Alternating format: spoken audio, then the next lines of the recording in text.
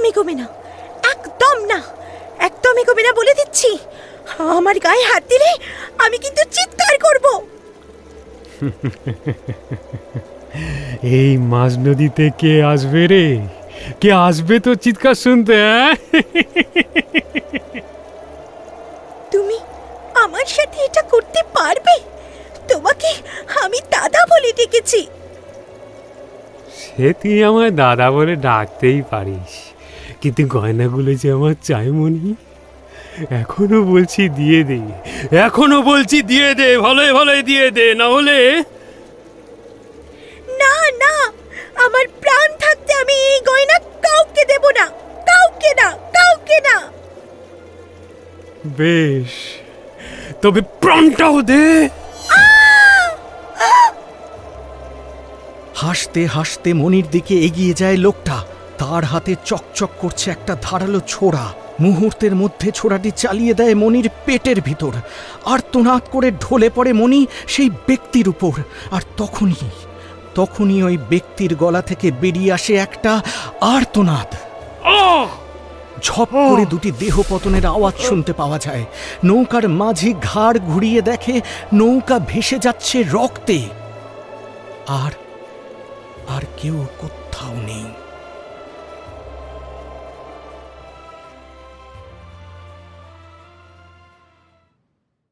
এই কাহিনীর সমস্ত চরিত্র এবং ঘটনা সম্পূর্ণ কাল্পনিক।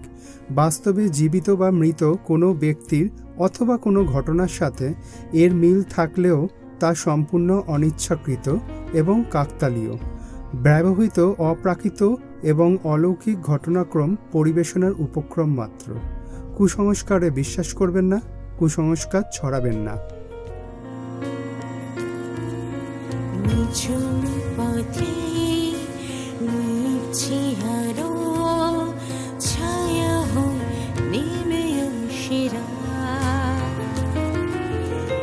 শরীর শ্বাস দেয় পিছুটা, জানালায় বাড়িয়ে দুহাত।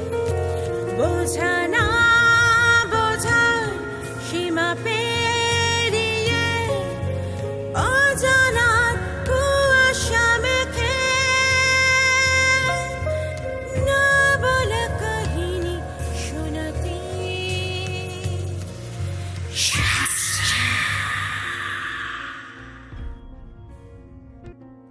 নমস্কার, জানা অজানার মাঝে থেকে পৌলমী ও জয়দীপ আবার আরও একবার চলে এসেছে আপনাদের জন্য, আপনাদেরকে গল্প শোনাতে। শ্রোতা বন্ধুরা, আজকে আমরা আপনাদের জন্য নিয়ে এসেছি এক বিশেষ গল্প, যা আপনাদের বহু বহু প্রতীক্ষিত। হ্যাঁ, ঠিকই ধরেছেন। আমাদের আজকের গল্প কবিগুরু রবীন্দ্রনাথ ঠাকুরের এক অনবদ্য সৃষ্টি মণিহারা। তাহলে আর দেরি না করে শুনতে থাকুন মণিহারা। আজকাল শরীরটা খুব একটা ভালো যায় না, তবুও সাহাবাড়ির এই দিকটা বাধাঘাটের কাছে সান্ধ্য ভ্রমণ করে ফেরার পথে বসে থাকাটা একটা অভ্যাস হয়ে গেছে। আপন মনে নদীর ধারে সন্ধে নামার মুহূর্তটা উপভোগ করি। স্কুল মাস্টারের চাকরিতে বৈচিত্র্য বড়ই কম। সারা দিন ধরে ছাত্র পড়িয়ে এই সময়টা যেন আমার কাছে অক্সিজেনের মতো। পাখিরা যখন ঘরে ফেরে, সূর্যদেব যখন রক্তিম আভা ছড়িয়ে বিদায় নেয়, নদীর জলে সেই লালিমার বর্ণচ্ছটা দেখতে দেখতে আমায় সঙ্গ দেয় কেবলমাত্র বাধাঘাটের সংলগ্ন এই জীর্ণপ্রায় বাড়িটা। জানলা ভাঙা, ঝুল বারান্দা, জরাগ্রস্ত এই বাড়িটাকে দেখতে দেখতে মনের মধ্যে একটা ভীতির সঞ্চার হয়, যার কারণ আজ অবধি আমার বোধগম্য হয়নি। বাড়িটা অদ্ভুতভাবে আকর্ষণ করে আমায়। মনে হয় ছুটে গিয়ে তলিয়ে দেখি বাড়িটার অন্দরে প্রবেশ করে, খুঁড়ে দেখি তার অন্দরের ইতিহাস। আসলে এই বাড়িটির একটি ইতিহাস আছে, যা লোকমুখে প্রচার হতে হতে এখন কিংবদন্তিতে পরিণত হয়েছে। সেই ইতিহাসের কিছু কিছু কানাঘুষো যে আমার কানেও আসেনি তা নয়, তবে সেই সব নিয়ে খুব একটা মাথা আমি কখনো ঘামাইনি। আমার শুধু ভালো লাগে অস্তমাখা সূর্যের ছটায় সন্ধেবেলা অপলক নয়নে এই বাড়িটির দিকে তাকিয়ে থাকতে। আমি রোজ সন্ধেবেলা এখানে আসি, আমি দেখি তাকে, কত কি ভাবি আপন মনে।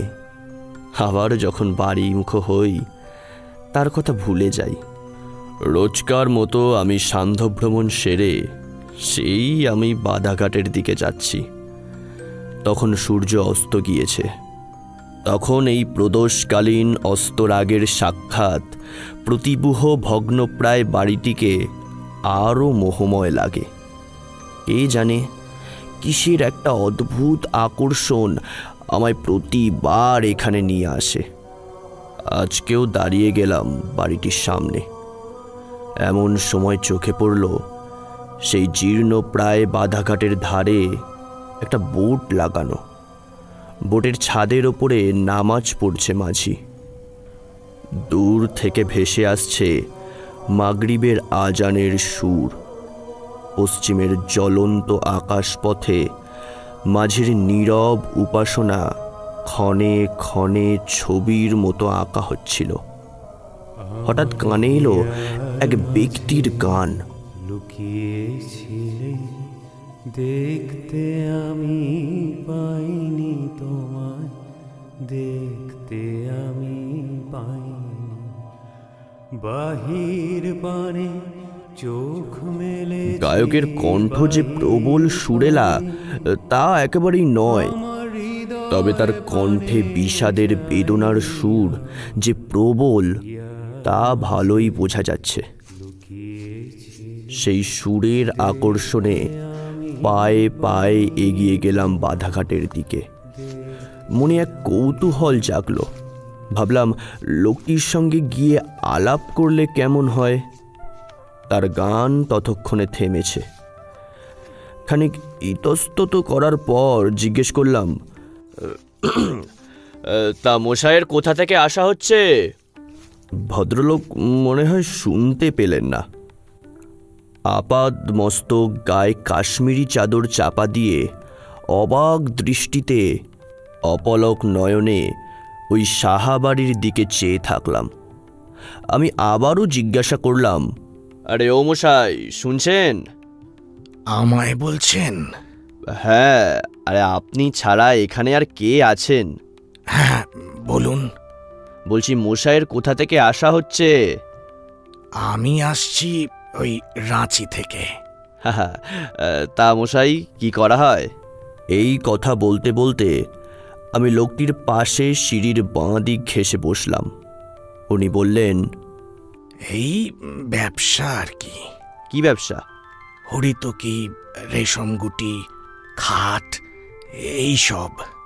ওরে বাবা, সে তো অনেক টাকার ব্যাপার। তা এইখানে কি মনে করে? ওই হাওয়া বদল করতে। ভদ্রলোকের কথা শুনে আশ্চর্য না হয়ে পারলাম না। বললাম, হাওয়া বদল?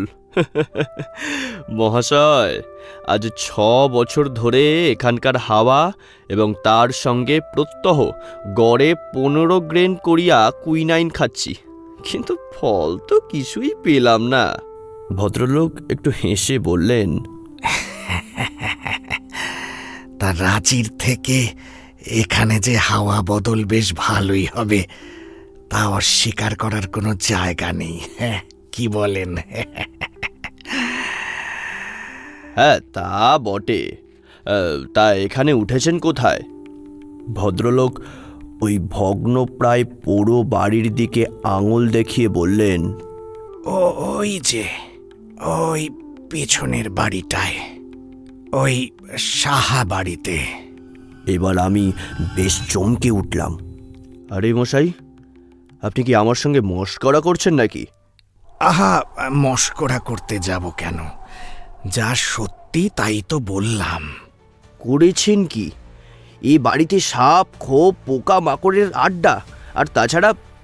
ভদ্রলোক একটু হেসে বললেন, আমার ওসবে ভয় নেই। আর আর তাছাড়া কি, হ্যাঁ, বললেন না তো? আসলে লোকমুখে শুনেছি এ বাড়িটা তেমন সুবিধার নয়। শুনেছি রাত বিরেতে ভূতের উপদ্রব হয়। আমার কথা শুনে ভদ্রলোক কেমন একটু হেসে উঠলেন, বললেন,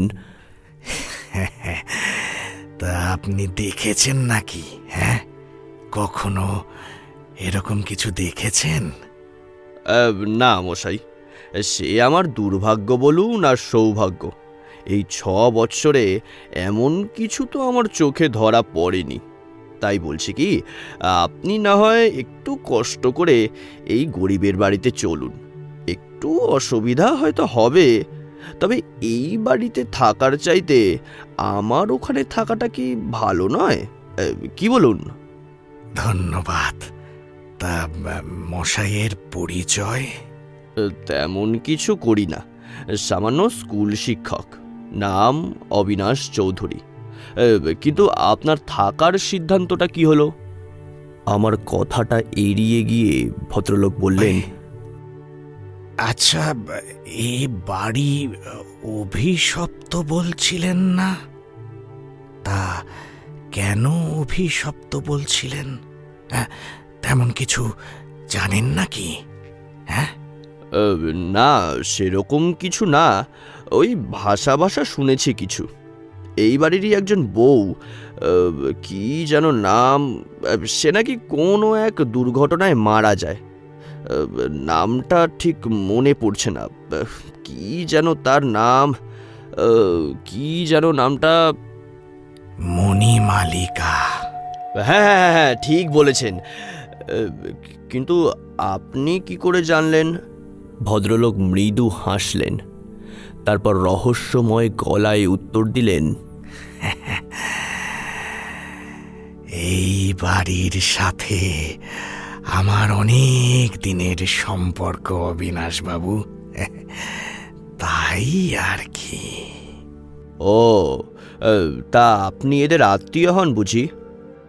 আমার কথার কোনো উত্তর দিলেন না ভদ্রলোক, কিন্তু জানবার একটা প্রবল কৌতূহল আমার মাথায় চেপে বসেছে। আমি আবার বললাম, জানেন, আমার খুব কৌতূহল এই বাড়ি সম্বন্ধে জানবার। আপনি কি এই বিষয়ে কিছু আলোকপাত করতে পারবেন? সে যে খুব একটা সুখকর কাহিনী নয় অবিনাশবাবু। হোক না, শুনি না। বেশ, শুনুন তবে। আজ থেকে প্রায় 25 বছর আগের কথা। এই বাড়িতে বসবাস করত ফণীভূষণ সাহা নামে এক ব্যক্তি। তার কাকা দুর্গামোহন সাহা ছিলেন প্রচুর বিষয় আশয় এবং বিশাল ব্যবসার অধিকারী, কিন্তু অপুত্রক ছিলেন বলে ব্যবসার উত্তরাধিকারী হয়েছিলেন স্বয়ং ফণীভূষণ।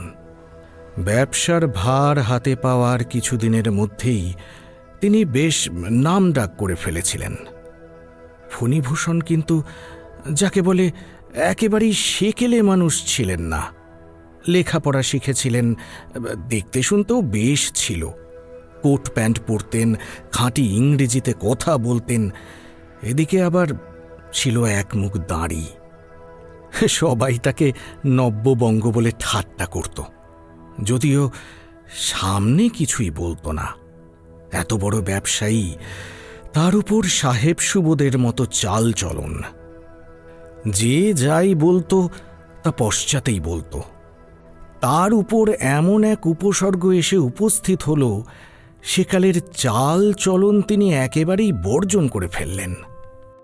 এক আষাঢ়ের সকালে ফণীভূষণ তার স্ত্রীকে নিয়ে উঠলেন এই সাহা বাড়িতে। এই বুঝি তোমার বাড়ি? কেন, পছন্দ হয়নি বুঝি? না, তা নয়। কে কে আছেন এই বাড়িতে? আমি আর আমার ভৃত্য মদন এতদিন এখানে থাকতাম। এবার তুমি এলে, আর এরপর আমাদের খোকা খুকি আসবে।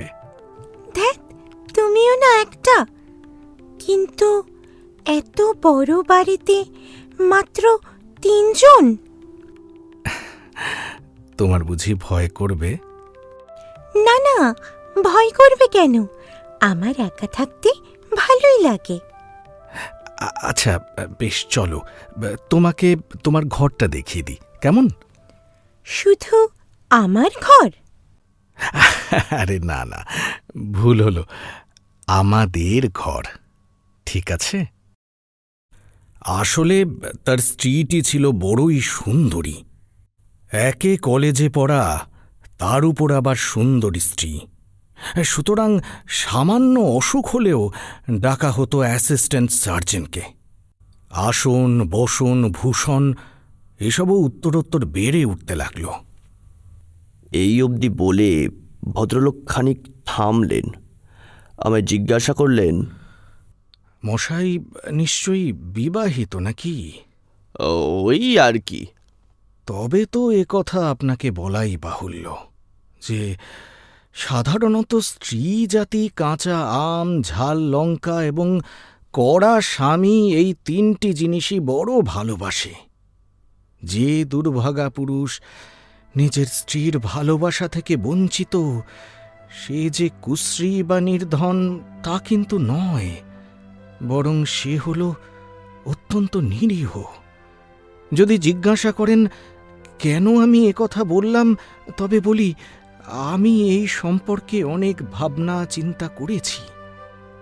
যার যা প্রবৃত্তি এবং ক্ষমতা, সেটার চর্চা না করলে সে সুখী হয় না। শিঙে শান দেওয়ার জন্য হরিণ শক্ত গাছের গুড়ি খোঁজে, কলা গাছে সে শিং ঘষিয়া সে সুখ হয় না। নর নারীর ভেদ হইয়া অবধি স্ত্রীলোক দুরন্ত পুরুষকে নানা কৌশলে ভুলাইয়া বশ করিবার বিদ্যা চর্চা করিয়া আসিতেছে।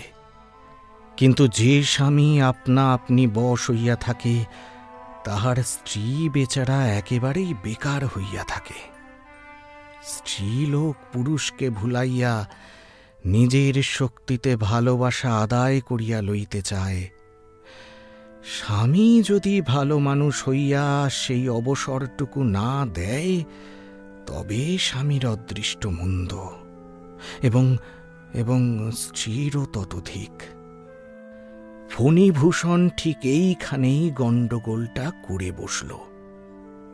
নবসভ্যতার শিক্ষামন্ত্রে যদি পুরুষ আপন স্বভাবসিদ্ধ ও বিধাতা দত্ত সুমহৎ বর্বরতা হারাইয়া আধুনিক দাম্পত্য সম্বন্ধটাকে এমন শিথিল করিয়া ফেলিয়াছে যে অভাগা ফণিভূষণ আধুনিক সভ্যতার কল হইতে অত্যন্ত ভালো মানুষ হইয়া বাহির হইয়া আসিয়াছিল, তাই ব্যবসারও সে সুবিধা করিতে পারিল না, এবং দাম্পত্যেও তাহার তেমন সুযোগ ঘটেনি। ঘরেতে ভ্রমর এলো গুনগুনি,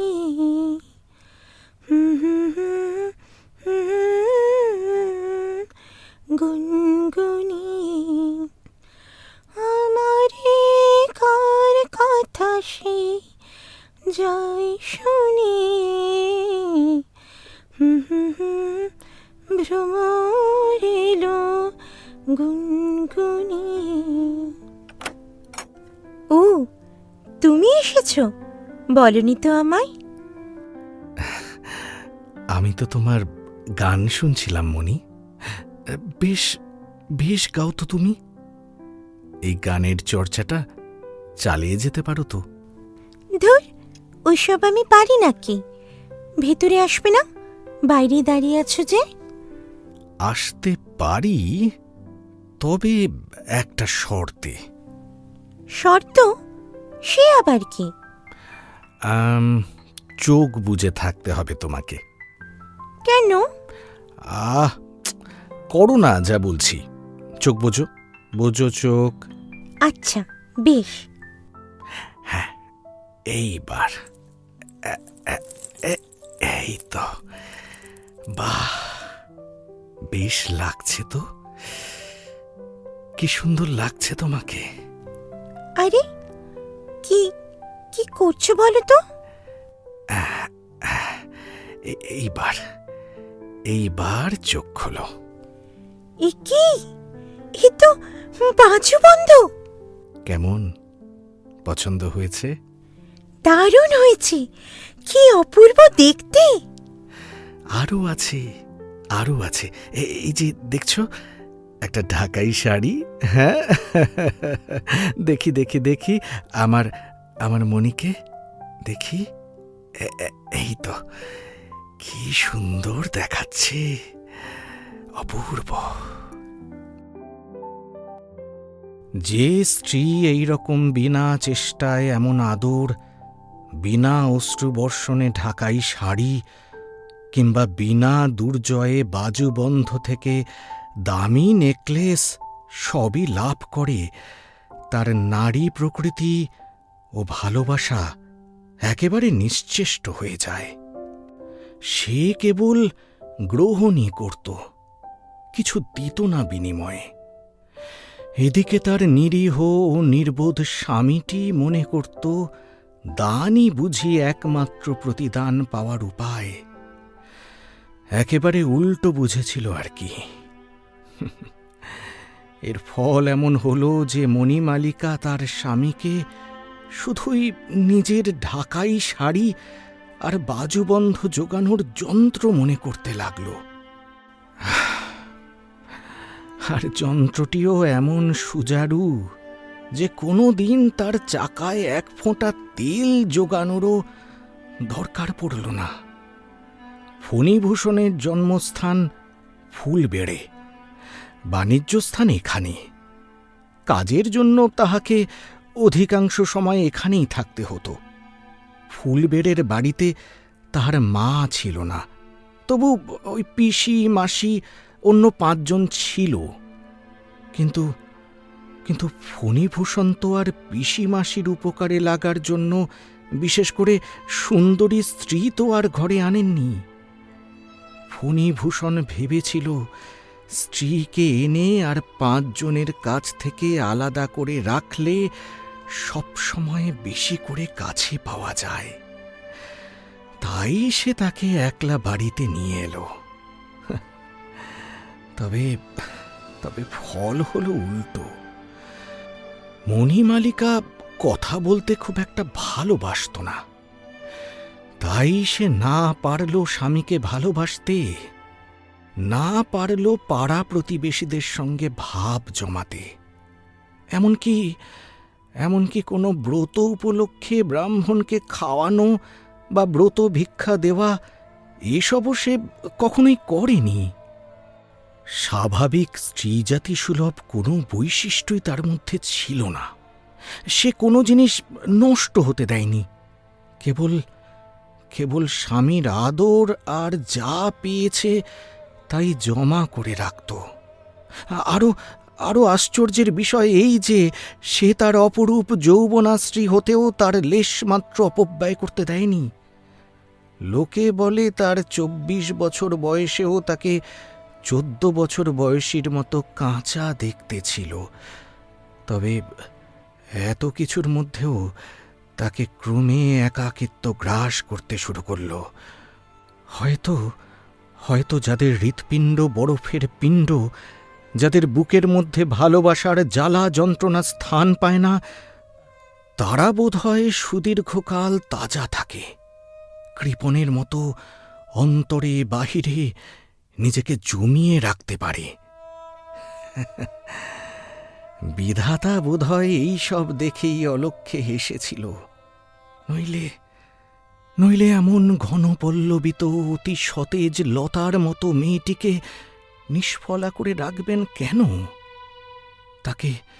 তাকে সন্তান হতে বঞ্চিত করলেন, তাকে এমন একটা কিছু দিলেন না যাকে সে নিজের লোহার সিন্দুকের মধ্যে মণিমাণিক্যের চেয়েও বেশি করে বুঝতে পারে, যা বসন্ত প্রভাতে নবসূর্যের মতো নিজের কোমল উত্তাপে বরফপিণ্ডটাকে গলিয়ে সংসারের উপরে স্নেহ বর্ষণ করে।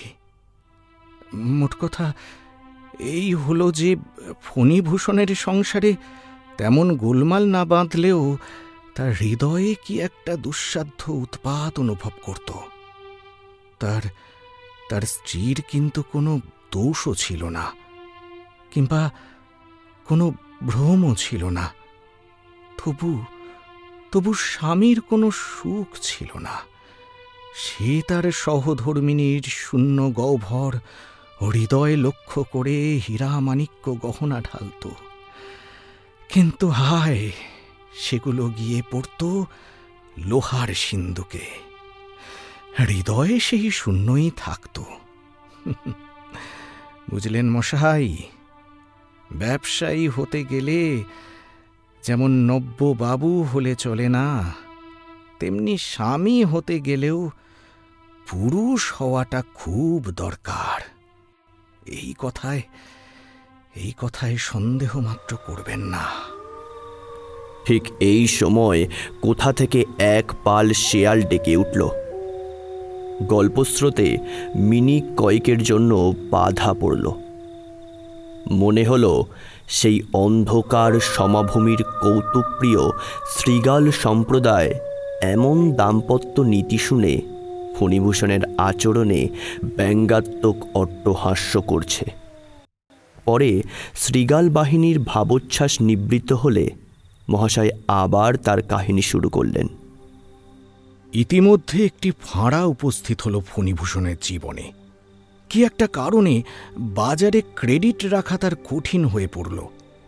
ফণিভূষণ যতই তার নিজের স্ত্রীর থেকে চেপে রাখতে লাগল সেই কথা, মণিমালিকা ততই যেন কৌতূহলী হয়ে পড়ল। অগত্যা স্বামীর কাছ থেকে কথা আদায় করার চেয়ে তার এক কর্মচারীকে ডেকে পাঠালো নিজের অন্দর মহলে। কর্মচারী লোকটি অবশ্য মণিমালিকার পূর্ব পরিচিত। নাম তার মধুসূদন। কোনো এক দূর সম্পর্কের জ্ঞাতি হবে মনে হয়। সে আসতে না আসতেই মণি তাকে জিজ্ঞাসা করল, কি ব্যাপার বলে তো মধুদা? ব্যবসায় নাকি কি সব ভাড়া এসেছে? আরে ও তুমি বুঝবে না, আরে ওসব তো চলতেই থাকে, ও তেমন কিছু নয়। আমায় বলো না মধুদা, আমি ঠিক বুঝবো। গুরুতর না হলে উনি এমনটা তো কখনো করেন না। কি আবার করলেন উনি? একটা লহরি কিনে দেবেন বলেছিলেন, কাল বললেন কদিন দেরি হবে, ব্যবসায় নাকি মন্দা চলছে। হো, এই ব্যাপার। আচ্ছা মণি, এইসব তোমার ছেলে মানুষই। ব্যবসা আর লহরি কি এক হলো বলো? আর তাছাড়া এত গয়না নিয়ে কি করবে? মেয়েদের গয়না নিয়ে কোনো কথা বলতে নেই। তুমি বলো না কি সমস্যা হয়েছে? সে অনেক ব্যাপার। ফণিবাবু তো আর আমার কথা শুনবেন না। আরেকটু বিচক্ষণ হলে ভালো হতো। বারবার বলেছিলাম, শুনলেন না। এত বড় একটা অর্ডার কেউ হেলায় হারায়? এবার সবাইকে ভুগতে হবে। অবস্থা একেবারেই ভালো না মনি, একেবারেই ভালো না। নেহাত জিজ্ঞাসা করলে তাই বললাম। ভয় হয় তাকে না শেষমেশ তোমার কাছে এসেই হাত পাততে হয়। কেন? আমার কাছে কেন? না, আমি আসলে বলতে চেয়েছি যে অবস্থা এতই খারাপ যে বলার মতো নয়। কিন্তু আমার কাছে কেন? আমি কি করতে পারি? আহা, সেসব এখন থাক মনি, সেসব এখন থাক। আমি এখন যাই, অনেক কাজ পড়ে আছে কিনা। শুধু একটাই কথা, সাবধানে থেকো, কেমন? একটু সাবধানে থেকো। দরকার হলে তোমার এই ভাইটিকে বলো, বিপদে আপদে ঠিক পাশে পাবে। এখন আমি আসি, হ্যাঁ? মধুসূদন বড় চতুর স্বভাবের লোক ছিল। সে জানত যে তার এই দূরসম্পর্কের বোন অত শত না বুঝলেও তার স্বামীকে খানিক সন্দেহ করবেই। এ তো চিরকালই দেখে আসছি। পুরুষ বেচারা এমনিতেই ভীত সন্ত্রস্ত হয়ে থাকে দাম্পত্যে। সেখানে এটা তো সত্যি যে ফণীভূষণের ব্যবসা এই মুহূর্তে বড়ই টলমল করছে। মণিকে যদি একবার বিশ্বাস করানো যায় যে ফণী এখন সব থেকে বেশি দুশ্চিন্তার বিষয়, তাহলে মণিকে কায়দা করে বাগে আনতে পারলেই কেল্লা ফতে। কারণ কপট দুঃখীন পুরুষের কাছে তার স্ত্রীর গয়নার সম্পত্তির মূল্য অনেক। প্রথমে মনির বিশ্বাস, আর তারপরে সব কিছু নিজের করে নিতে পারবে মধুসূদন। এমন সুদূর প্রসারী চিন্তা করতে করতে মধুসূদন সেদিন নিজের ঘরে অন্তর্হিত হওয়ার সাথে সাথে ফণীভূষণ এলো মণিমালিকার কাছে। মণি মানে একটা কথা ছিল। হ্যাঁ বলো, কি ব্যাপার? না, আসলে আমার ব্যবসা নিয়ে একটা সমস্যা হয়েছে। সে কথা আমায় বলছো কেন? আগে তো ব্যবসা নিয়ে কখনো কিছু বলনি। হ্যাঁ, আসলে বাজারে এত দেনা হয়ে গেল যে আমি ঠিক বুঝে উঠতে পারছি না যে আমি কি করব। তাই ভাবলাম একবার তোমার কাছে, মানে আমার কাছে কেন? আমি কি করতে পারি? না, আমি যদি তোমায় মানে পরে আবার সব গয়না গড়িয়ে দিই, মানে দেখো, এখন আসলে যদি তুমি কিছু মনে না করো, তাই আর কি। গয়না? সেসব কথা কেন আসছে এখন? আমি তো কিছু বলিনি। লহরী গড়িয়ে দেবে বললে সেটা তো পরে হবে। আমি তো সেটা শুনে কিছু বলিনি। না, সে কথা নয়। যদি তুমি মানে আমায় কিছু গয়না দিয়ে, আমি কথা দিচ্ছি, আবার ব্যবসা ফিরলে আমি আবার সব গড়িয়ে দেব। এই ধরো লহরীর সাথে একটা সীতাহার। এখন আসলে প্রচণ্ড টানাটানি চলছে তো। আমি তোমায় গয়না দিয়ে দেব? ছি, এই কথা তুমি মুখে আনলে কি করে? পুরুষ মানুষ হয়ে কি বলছো তুমি? ও আমি পারবো না। না, তুমি আর একদম এসব কথা বলবে না, একদম না। মনিহার আমার নাহি সাজে, পড়তে গেলে লাগে এরে, ছিঁতে গেলে বাজে। মনি হার আমার নাহি সাজে। ফণীভূষণ ভেবেছিল যদি কেবলমাত্র 5টা দিনের জন্য সে কোথাও হইতে টাকা জোগাড় করিতে পারে, অন্তত 1,50,000 টাকা, আর বাজারে যদি এই টাকার চেহারা দেখানো যায়, তাহলে মুহূর্তের মধ্যেই সংকট উত্তীর্ণ হয়ে নৌকার পালে হাওয়া লাগতে পারে। এই অবস্থায় মনির গয়নাগুলো বন্ধক রাখলে লেখাপড়ায়ও বিলম্বের কোনো কারণ থাকে না। চটপট এবং সহজে কাজ হয়ে যায়। কিন্তু নিজের স্ত্রীর কাছে অন্য স্বামীরা যেমন করে যেতে পারে, ফণীভূষণের তেমন করে যাওয়ার ক্ষমতা ছিল না। কাজেই দুর্বলভাবে তার কথাগুলো বলাতে মণিমালিকা পত্রপাঠ নাকচ করে বসল। ফণীভূষণ তখন একটা বড় নিষ্ঠুর আঘাত পেল, কিন্তু পাল্টা আঘাত করতে সে পারল না। কারণ পুরুষোচিত বর্বরতার লেশ মাত্র তার মধ্যে ছিল না। যেখানে জোর করে তার কেড়ে নেওয়া উচিত ছিল, সেখানে সে তার আন্তরিক ক্ষোভ পর্যন্ত চেপে গেল। যেখানে ভালোবাসাই একমাত্র অধিকার, সেখানে সর্বনাশ হয়ে গেলেও সে বলকে প্রবেশ করতে দেবে না, এই ছিল তার মনের ভাব। যাই হোক, নিজের উন্নত হৃদয়বৃত্তির গর্বে স্ত্রীর ওই কঠিন মুখমণ্ডল দেখে তার ওই গয়না স্পর্শ না করেই ফণী অন্য উপায় অবলম্বন করে চলে গেলেন কলকাতায়। মনে মনে সে প্রতিজ্ঞা করল, সব দেনা মিটিয়ে তবেই সে ফিরবে।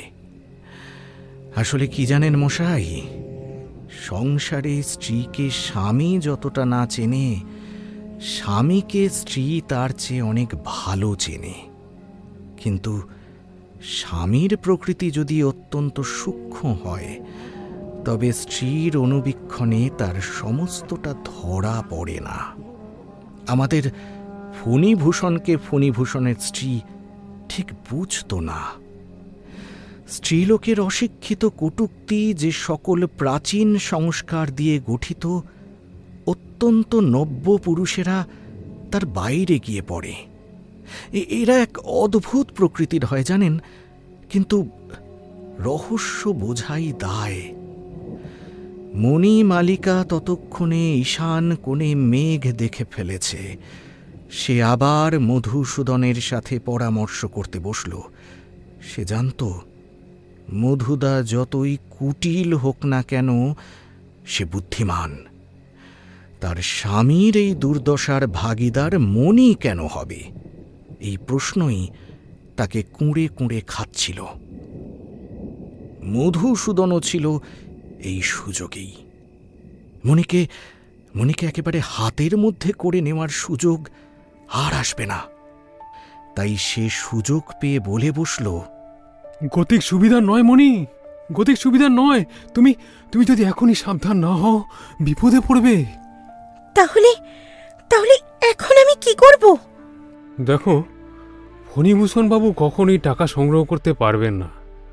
ব্যবসার হাল অত্যন্ত খারাপ, এবং শেষকালে তোমার এই গয়নাতে টান পড়বেই পড়বে।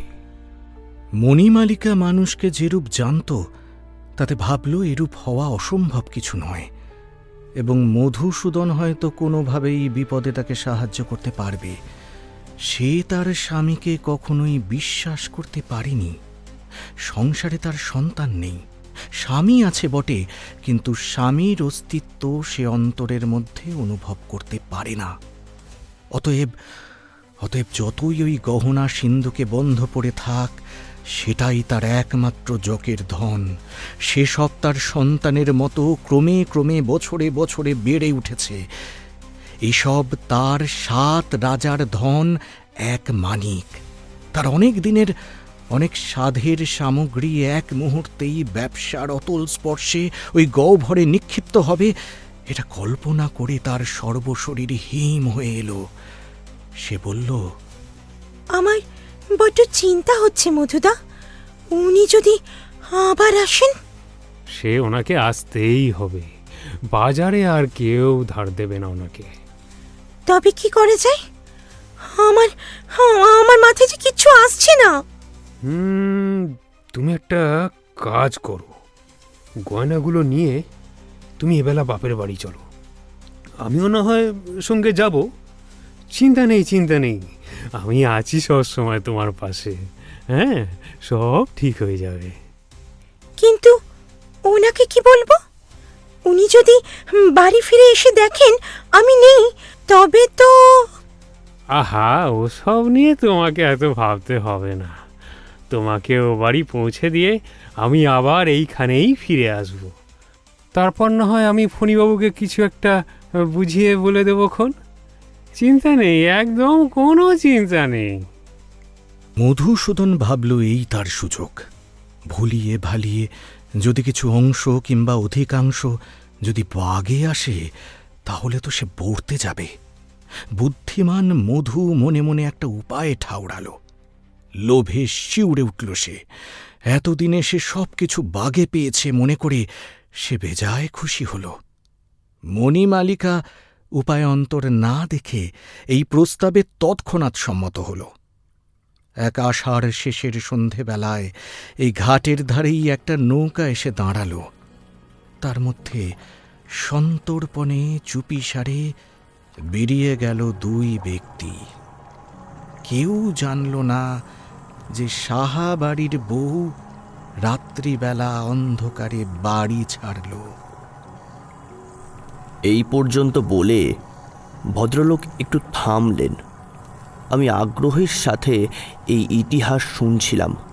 উনি থামতেই আমি জিজ্ঞেস করলাম, তারপর তারপর কি হলো?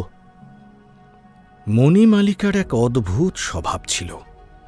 জগৎ সংসারে সবাইকে সে একটু সন্দেহের চোখেই দেখত।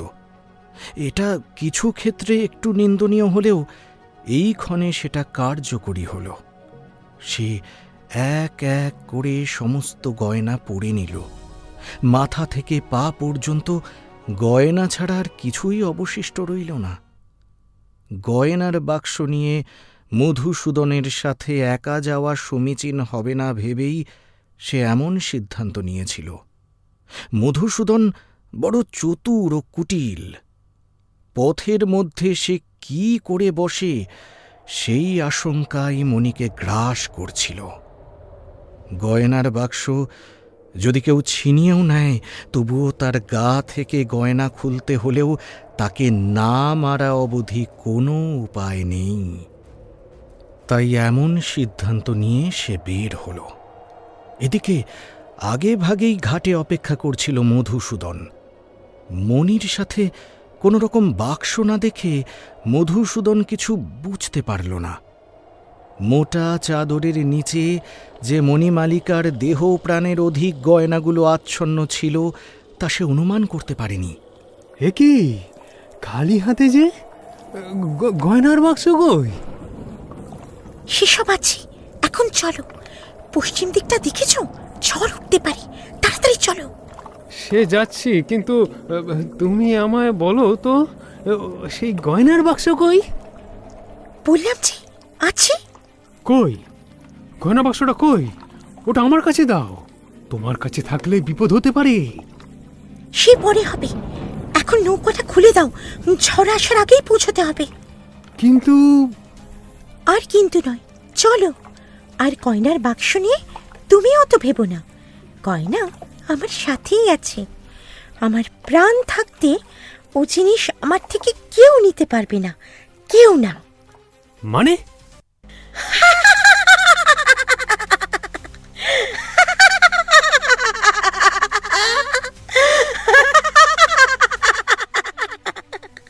এই বলে মণিমালিকা হাসতে হাসতে নিজের গা থেকে চাদর সরিয়ে দেখালো এবং তাচ্ছিল্যের সাথে হেসে বলল, এই দেখো। সেটা ছিল পূর্ণিমার রাত। জ্যোৎস্নালোকে মণিমালিকার সর্বাঙ্গ চকচক করে উঠল দামি অলঙ্কার ও রত্নখচিত সামগ্রীর বহরে। মধুসূদন হতভম্ব হয়ে চেয়ে রইল। এ কি করেছে সে? মণি যে এইভাবে তাকে টেক্কা দেবে সে তো বুঝতেই পারেনি। তার কঠিন মুখমণ্ডল ক্রূঢ় থেকে ক্রূঢ়তর হয়ে উঠেছিল। ক্ষণে ক্ষণে তাকে বিদ্রূপ করে হেসে উঠছিল মণি। মধুসূদন বুঝতে পেরেছিল যে হাতে বেশি সময় নেই, কিন্তু কিন্তু উপায় তো একটাই। তাই তাই সে মনস্থির করে ফেলল।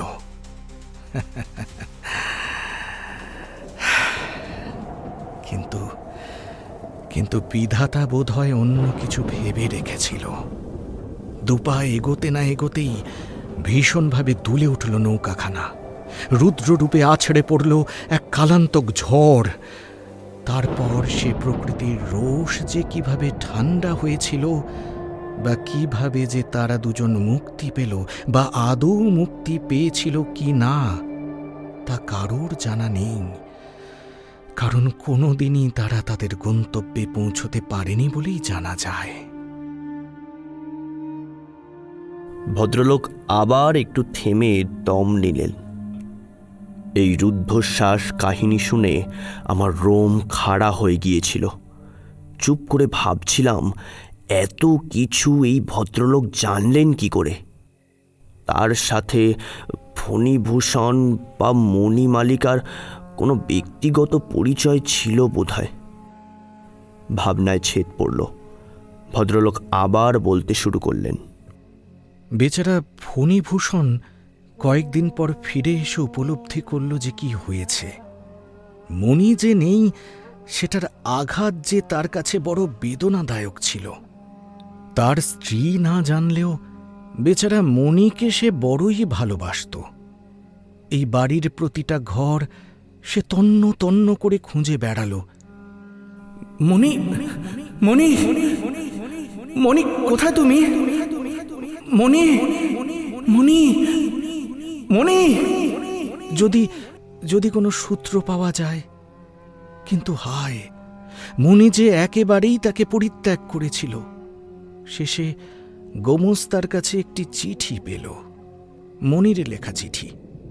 অগোছালো, কিন্তু মূল বক্তব্যটা খুবই স্পষ্ট। শ্রীচরণেষু, আপনার সকালের ব্যবহারে আমি জাতপরণায় বিস্মিত। আমি কোনোদিনই আপনার ব্যবসায় মাথা ঘামাইনি। সে বুদ্ধি বা আমার কোথায়? আপনি বিজ্ঞ মানুষ, ভালো বুঝবেন। কিন্তু তাই বলে ব্যবসায় মন্দা হতে সোজা আমার গয়না বিক্রির কথা তুললেন। ওইগুলোই তো আমার একমাত্র সম্বল। আমার আর কি আছে বলুন তো এই সংসারে? কাকে অবলম্বন করে বাঁচব আমি? ব্যবসা নিয়ে আপনি এমনই ব্যস্ত যে আপনাকে সব কথা বলা হয়ে ওঠে না।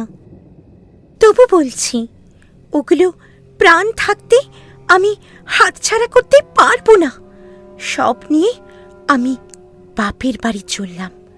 পরে সময় করে ঠিক ফিরে আসব। চিন্তা করবেন না, ভালো থাকবেন। ইতি মণিমালিকা। ফণীভূষণ মণিমালিকার মনের কথাটা ঠিকই বুঝল। তার মনে এই আঘাত এত প্রবল হল যে সে গুরুতর ক্ষতির সম্ভাবনা সত্ত্বেও স্ত্রীর অলঙ্কার পরিত্যাগ করে প্রাণপণ চেষ্টায় অর্থ সংগ্রহে প্রবৃত্ত হল। তবুও সে তাকে সন্দেহ করল। নিজের একাকিত্ব যেভাবে পরতে পরতে সে ফুটিয়ে তুলেছে তা ঘোচাবারও তো কম চেষ্টা সে করেনি। তবুও মণি তাকে এইভাবে ঠকাল। কিন্তু ফণী অন্য প্রকার মানুষ ছিল। তার প্রতি এই অন্যায় তার যেখানে নিদারুণ ক্ষুব্ধ হওয়ার কথা ছিল, সেখানে ফণীভূষণ ক্ষুব্ধ হল নামমাত্র। পুরুষ মানুষ বিধাতার ন্যায়দণ্ড। নিজের প্রতি বা অপরের প্রতি অন্যায় সংঘর্ষে সে যদি দপ করে জ্বলে উঠতে না পারে, তবে সেই পুরুষকে ধিক। পুরুষ মানুষ দাবাগ্নির মতো রেগে উঠবে সামান্য কারণে, আর তার স্ত্রী শ্রাবণের ধারার মতো অশ্রুপাত করতে থাকবে বিনা উপলক্ষে। বিধাতা তো এইরূপই বন্দোবস্ত করেছিলেন। কিন্তু এখানে হল তার উল্টোটা। ফণীভূষণ অপরাধিনী স্ত্রীকে লক্ষ্য করে মনে মনে বলল, এই যদি তোমার বিচার হয় তবে তাই হোক। আমার কর্তব্য আমি করে যাব, সবার অগোচরে, নিভৃতে। আসলে যতই মান অভিমান হোক, কেউ কাউকে ছেড়ে গেলে তার আঘাত হয় বড় সাংঘাতিক। মনির এহেন আচরণে স্বামীর বুকের মধ্যে ধক করে একটা ঘা লাগল। মনে হল সংসারে এই উদ্দেশ্যহীন ভালোবাসা, এই বাণিজ্য সমস্তই ব্যর্থ। সেই চিরজীবনের সর্বস্ব জড়ানো শূন্য সংসার খাঁচাটা ফণী মনে মনে পদাঘাত করে অনেক দূরে ফেলে দিল। স্ত্রীর সম্বন্ধে সে কোনো রকম খোঁজ করার চেষ্টা করল না পর্যন্ত। সে মনে করল, যদি ইচ্ছে হয় তো ফিরে আসবে, আমি কেন তাকে আনতে যাব? থাকুক সে নিজের মতো। কিন্তু বৃদ্ধ ব্রাহ্মণকে গোমস্তায় যার কাছে চিঠি দিয়ে মণি বাড়ি ছেড়েছিল, সে এসে বলল, এমন করে চুপ করে থাকলে কি হবে বাবা? ঝগড়া অভিমান তো সবার মধ্যেই হয়, তাই না? ও যখন নিজেই বেরিয়ে গেছে, আমার আর কিছু বলার নেই। কিছু না। তা বললে হয় নাকি? কর্তৃবধূর খবর নেওয়া চাই তো। আচ্ছা বেশ, তুমি না হয় নাই নিলে, আমিই খবর পাঠাচ্ছি। এই বলে বৃদ্ধ গোমস্তা নিজেই মণিমালিকার বাপের বাড়িতে লোক পাঠিয়ে দিল। কিন্তু সকলকে তাজ্জব করে সেখান থেকে খবর এলো মণি অথবা মধু এ পর্যন্ত সেখানে পৌঁছয়নি। তখনই ফণিভূষণের টনক নড়ল। চারিদিকে রাতারাতি খোঁজ পড়ে গেল। নদীর তীরে প্রশ্ন করতে করতে লোক ছুটল। মধুর তল্লাশ করতে পুলিশে খবর দেওয়া হলো। কোন নৌকার মাঝিকে নিয়ে তারা কোন পথে গেল তার কোনো সন্ধানই মিলল না। সর্বপ্রকার আশা ছেড়ে একদিন ফণিভূষণ তার পরিত্যক্ত শয়নগৃহের মধ্যে প্রবেশ করল। সেদিন ছিল জন্মাষ্টমী। সকাল থেকেই অবিশ্রান্ত বৃষ্টি পড়ে চলেছে। উৎসব উপলক্ষে গ্রামের প্রান্তরে একটা মেলা বসে, যেখানে ৮ চালার মধ্যে ১২আড়ি যাত্রা আরম্ভ হয়েছে। মুষলধারায় বৃষ্টিপাতের শব্দে যাত্রার গানের সুর মৃদুতর হয়ে কানে প্রবেশ করছে। বাদলার হাওয়া, বৃষ্টির ছাট, যাত্রার গান ঘরের মধ্যে একসাথেই প্রবেশ করছিল। তার কোনো খেয়ালই ছিল না। ঘরের দেওয়ালে আর্ট স্টুডিওতে রচিত লক্ষ্মী সরস্বতীর একজোড়া ছবি টানানো, আলনার উপরে একটা গামছা ও তোয়ালে, একটা চুড়ি পেড়ে আর একটা ডোরা শাড়ি সদ্য ব্যবহারযুক্ত হয়ে পাকানোভাবে ঝুলছে। ঘরের কোণে টিপাইয়ের উপর একটি পিতলের ডিবায় মণিমালিকার নিজের বানানো গুটি কয়েক পান শুষ্ক হয়ে পড়ে আছে। কাঁচের আলমারির মধ্যে তার আবাল্য সঞ্চিত চিনের পুতুল, কিছু এসেন্স, কিছু রঙিন কাঁচের শিশি, রঙিন কাঁচের ডিক্যান্টার, এমনকি শূন্য সাবানের বাক্সগুলি পর্যন্ত অতি পরিপাটি করে সাজানো। কেবল নেই একজনই, মণিমালিকা। ফণিভূষণ মনে মনে প্রার্থনা করে, কোথায় গেল মণি? কেন সে আসে না? কেন সে দীপটি জ্বালিয়ে ঘর আলো করে না? আয়নার সম্মুখে সে দাঁড়িয়ে থাকে না তার প্রিয় শাড়িটি পরে কেন? সে যে তার জন্য অপেক্ষা করছে। কিন্তু হায়, নানা জড় সামগ্রী হতাশা যেন আরো বাড়িয়ে তোলে। কোনো উত্তর দেয় না। গভীর রাত্রে কোনো এক সময় বৃষ্টির ধারায় যাত্রার গান থেমে যায়। ফণিভূষণ জানালার কাছে যেমন বসেছিল তেমনই বসে আছে। হঠাৎ মনে হলো খুব মিহি একটা শব্দ, অনেকটা ঋণী ঋণী শব্দ তুলেছে। চমকে ওঠে ফণিভূষণ। মণি, মণি, মণি, কোথায় তুমি? মণি, মণি, মণি! এক দৌড়ে সে ঘরের বাইরে বেরিয়ে আসে। বাইরের অন্ধকার জগৎব্যাপী হয়ে ও তার অভ্যন্তরে এক নিরন্ধ্র আধার সৃষ্টি করেছিল। শব্দটা ক্রমশ বাড়ছে। এখন মনে হলো একটা ঠক ঠক শব্দের সাথে গয়নার ঝমঝম শব্দ শোনা যাচ্ছে। এ নিশ্চয়ই মণি। ফিরে এসে কি তার সাথে লুকোচুরি খেলার স্বাদ হলো? আচ্ছা বেশ, আসুক তাহলে। সে তার জন্য একটা গয়না কিনে রেখেছে, সে কথা তাকে আর বলার সুযোগ হয়নি। ভেবেছিল কলকাতা থেকে ফিরে সেটা বলবে, কিন্তু সে আর হলো কই। ফণিভূষণ ধীরে ধীরে বাইরে এসে দাঁড়ায়। শব্দটা এখন আরো স্পষ্ট হয়ে উঠেছে।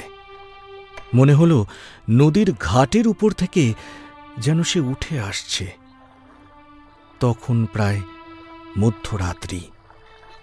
নদীর জল আর রাত্রির অন্ধকার এক হয়ে মিশে গিয়েছিল। পুলকিত ফণিভূষণ তার উৎসুক দুই চোখ নিয়ে মসী কৃষ্ণ অন্ধকার ঠেলে এগিয়ে যেতে চেষ্টা করতে লাগল। তার স্নিগ্ধ হৃদয়ে আর ব্যগ্র দৃষ্টি ব্যথিত হয়ে উঠতে লাগল। কিন্তু কিন্তু সে কিছুই দেখতে পেল না। প্রকৃতির নিশীথ রাত্রে নিজের মৃত্যু নিকেতনের সামনে হঠাৎ অতিথি সমাগম দেখে দুটো হাতে আরও একটু বেশি করে পর্দা ফেলে দিল। শব্দটা ক্রমে ঘাট ছেড়ে বাড়ির দিকে অগ্রসর হতে লাগল। বাড়ির সম্মুখে এসে সেটা থামল। দেউড়ি বন্ধ করে যাত্রা শুনতে গিয়েছিল দারোয়ান। শোনা গেল সে রুদ্ধ দ্বারের উপর ক্রমাগত আঘাত করতে লাগল, যেন অলঙ্কারের সঙ্গে একটা শক্ত জিনিস দ্বারের উপর এসে পড়ছে। ফণিভূষণ আর থাকতে পারল না। দৌড়ে উঠেই সে সেদিকে যেতেই বুঝতে পারল সে এক ভয়ানক দুঃস্বপ্ন দেখছে। নিজেকে সে তার শয়নকক্ষে ঘরমাক্ত অবস্থায় আবিষ্কার করল। তার সারা শরীর বরফের মতো ঠান্ডা হয়ে উঠেছে। স্বপ্ন ভেঙে সে দেখল আর বাইরে কোনো শব্দ নেই, কেবল শ্রাবণের ধারা ঝড় শব্দে পড়ছিল। আর তারই সাথে যাত্রার ছেলেরা শেষ পর্বে ভোরের সুরে তান ধরেছে। যদিও সমস্ত ব্যাপারটা স্বপ্ন ছিল, কিন্তু ফণিভূষণের মনে হল সে যেন এক অসম্ভব আকাঙ্ক্ষার সফলতা থেকে বঞ্চিত হল। সেই ছমছম শব্দের সঙ্গে দুরাগত ভৈরবীর তান তাকে বারবার বলতে লাগল, এই জাগরণী স্বপ্ন, এই জগৎ পুরোই মিথ্যে। এর পরের দিনও যাত্রা ছিল এবং দারোয়ানও ছিল ছুটিতে। আজ সমস্ত রাত্রি যেন দেউড়ির দরজা খোলা থাকে। মেলা উপলক্ষে নানা ধরনের লোক এসেছে, দেউড়ির দরজাটা খোলা রাখতে ঠিক সাহস পায় না। সে যাই হোক, তবু যা বলছি তাই করো। আগে ঠিক আছে দাদাবাবু, সমস্ত রাত জেগে থেকে আজ দেউড়ি পাহারা দেব তাহলে। না না, কোনো দরকার নেই। তুমি যাত্রা শুনতে যাও বরং, কোনো চিন্তা করো না। কিন্তু এভাবে আপনাকে একা রেখি। আহ, বললাম তো না, তোমাকে যাত্রা শুনতে যেতেই হবে। আমি একটু একা থাকতে চাই। যাও যাও, যা বলছি তাই করো, যাও। দারোয়ান ভারী আশ্চর্য হল। মনিব যদি এমন হুকুম দেয় তাহলে সেই বা কি করে। সন্ধেবেলা সে আলো নিভিয়ে যাত্রা শুনতে গেল। ফণিভূষণ বসে রইল জানালার ধারে। আকাশে সেদিন গুমোট ভাব, চারিদিকে যেন একটা অনির্দিষ্ট আসন্ন প্রতীক্ষার নিস্তব্ধতা। ব্যাঙের ডাক আর যাত্রার গান সেই স্তব্ধতা ভাঙতে পারেনি। তার মধ্যে ছিল একটা অসঙ্গত অদ্ভুত রহস্য।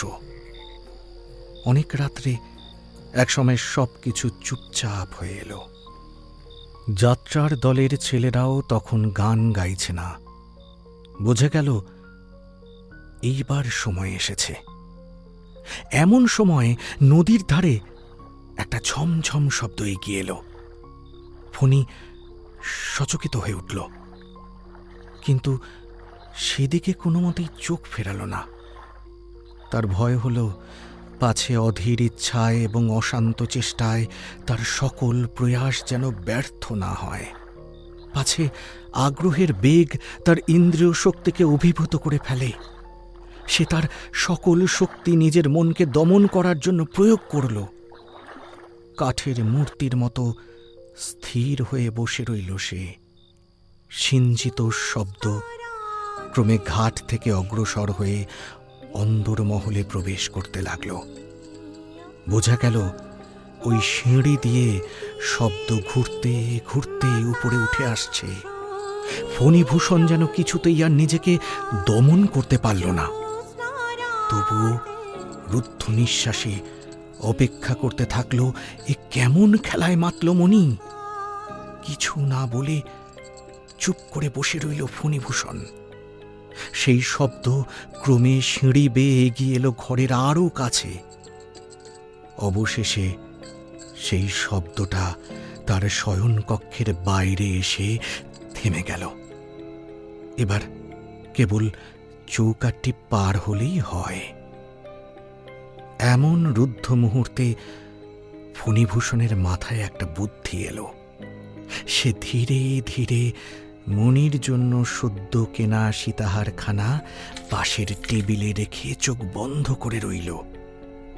যদি মণি সেটা দেখে চুপিসারে উপস্থিত হয়, অমনি তাকে জড়িয়ে ধরে হাজারবার ক্ষমা প্রার্থনা করবে, বুঝিয়ে দেবে সে ঠিক কতটা ভালোবাসে মণিমালিকাকে।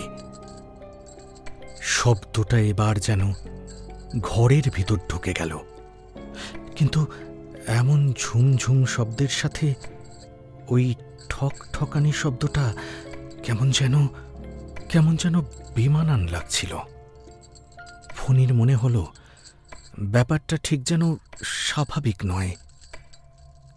এমন শব্দ কিসের থেকে হতে পারে?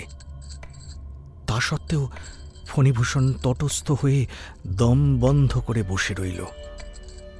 এইবার সে শিয়রে এসে উপস্থিত হতেই ফণিভূষণ চোখ খুলে ফেলল। সে আর থাকতে পারল না। তার রুদ্ধ আবেগ এক মুহূর্তে প্রবল বেগে উচ্ছ্বসিত হয়ে উঠতে লাগল। সে বিদ্যুৎ বেগে চৌকি থেকে উঠে চেঁচিয়ে বলল, মণি! কিন্তু এ কি ও কে দাঁড়িয়ে ওখানে? এক মাথা ঘুমটা, ও কি মণি? যে দাঁড়িয়ে আছে তার গা ভর্তি গয়না, কিন্তু তাকে দেখা যাচ্ছে না কেন? ঘোমটার আড়ালে একরাশ জমাট অন্ধকার দেখে চমকে উঠল ফণি। ও কে? তারপর ধীরে ধীরে ওই অবয়ব টেবিলের দিকে এগোতে লাগল। উন্মুক্ত সীতাহার রূপলি চাঁদের আলোয় ঝকঝক করছে। মণি কি তবে জানতে পেরেছে এটা তার জন্যই কি সে এসেছে? যেই না আর একটু এগিয়েছে মণি, ফণিভূষণ তাকে জাপটে জড়িয়ে ধরতে গিয়ে শিউরে উঠল। এ কি দেখছে সে? ঘরে তখন নবরিত দশমীর চন্দ্রালোক এসে উপস্থিত, আর সেই আলোয় তার সামনে দাঁড়িয়ে একটা কঙ্কাল। আর সেটা রীতিমতো চলে ফিরে বেড়াচ্ছে। তার হাতের আংটি, বালা, মাথার টায়রা, হাতের বাজুবন্ধ, গলার কণ্ঠি, সীতাহার, মানতাসা, আপাদমস্তক প্রতিটা অস্থি সোনা হীরায় একেবারে ঝকমক করছে। সেই কঙ্কালের সবচেয়ে ভয়ানক হল অস্থিময় মুখটা। চোখ দুটো যেন ভয়ানক রকমের সজীব। সেই অবিচলিত দৃঢ় শান্ত দৃষ্টি, এ যে তার মণিমালিকা। এমন ভয়ানক দৃশ্য সে আগে কখনো দেখেনি। সেই কঙ্কালের শরীরের দিকে তাকিয়ে তার রক্ত হিম হয়ে এলো। প্রাণপণে চোখ দুটো বুঝতে চেষ্টা করল ফণিভূষণ, কিন্তু কিছুতেই পারল না। তার চোখ দুখানা মরা মানুষের মতো স্থির হয়ে তাকিয়ে রইল। এমন সময় সেই স্তম্ভিত কঙ্কাল ফণিভূষণের দিকে তাকিয়ে ডান হাতটা তুলে ধরল টেবিলের দিকে। তার আঙুলের অস্থিগুলোতে হীরের আংটিগুলো চকচক করে উঠতে লাগল। আর তারপরেই হুড়মুড় করে ওই কঙ্কালটা টেবিলে রাখা সীতাহারটির দিকে সমূলে আকর্ষণ করল। হাড়েতে গয়নায় গয়নায় একটা ভয়াবহ শব্দ উৎপন্ন হলো। আর তার সাথে সাথেই ক্লান্ত ফণিভূষণ ধপ করে আছড়ে পড়ল মাটিতে।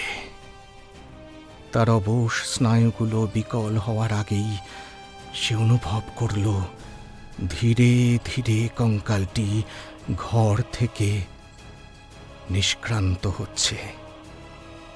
একেবারে জ্ঞান হারানোর আগের মুহূর্তে সে অনুভব করল সে শব্দ দেউড়ি পেরিয়ে বাঁধা ঘাটের দিকে হারিয়ে যাচ্ছে।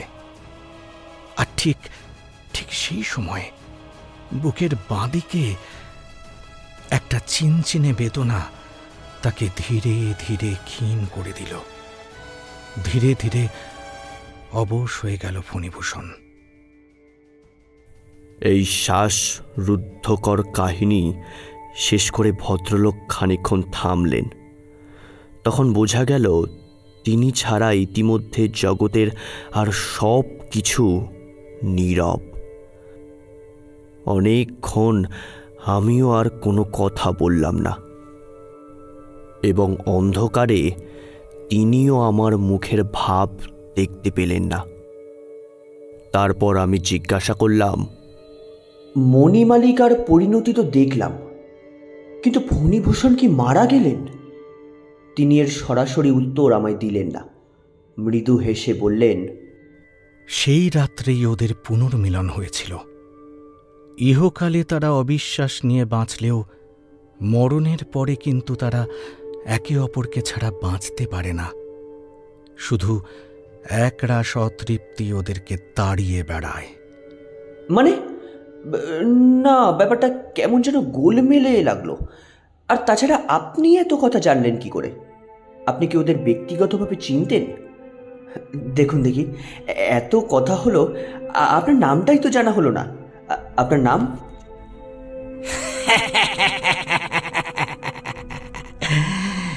নাম? আমার নাম ফণিভূষণ সাহা।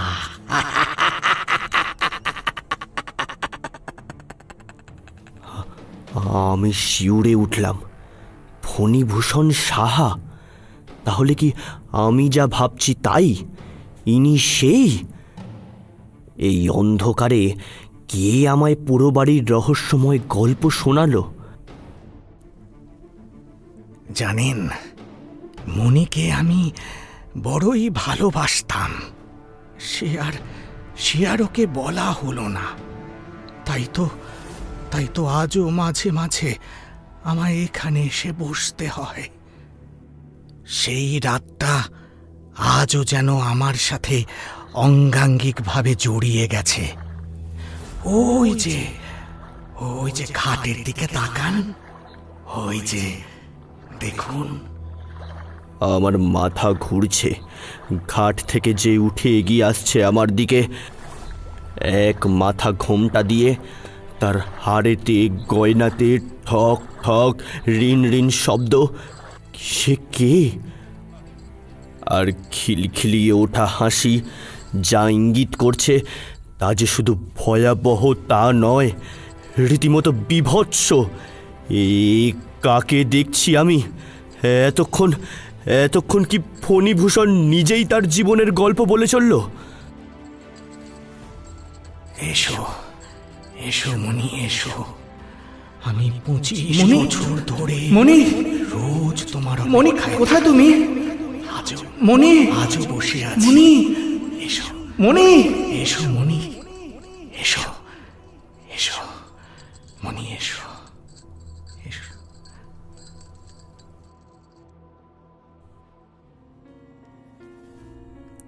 আপনারা এতক্ষণ শুনছিলেন কবিগুরু রবীন্দ্রনাথ ঠাকুরের লেখা মণিহারা। গল্পের বিভিন্ন চরিত্রে জয়জিৎ, সোমক, অঙ্কিত ও আমি আপনাদের পৌলমী। আপনাদের যদি আরও কোনো গল্প শোনার ইচ্ছে থাকে বা কোনো প্রিয় লেখক লেখিকার গল্প আপনাদের আমাদের কাছ থেকে শোনার ইচ্ছা থাকে, অবশ্যই আমাদেরকে কমেন্ট করে জানাবেন। ধন্যবাদ। শুনতে থাকুন জানা অজানার মাঝে। গেলে লাগে ছিঁতে গে